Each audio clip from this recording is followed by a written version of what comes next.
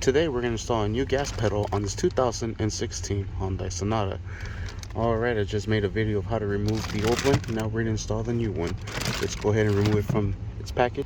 Alright, next we'll connect the pigtail right to it here. Just like so.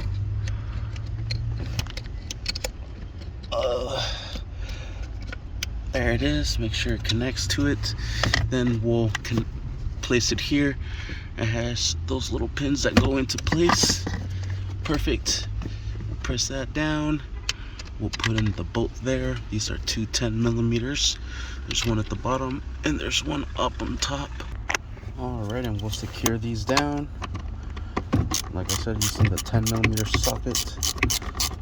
We'll use a ratchet to secure it down. And there it is. Now the top one as well.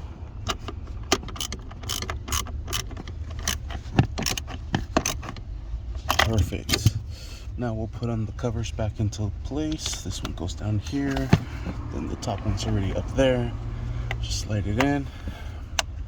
Perfect. And there you have it.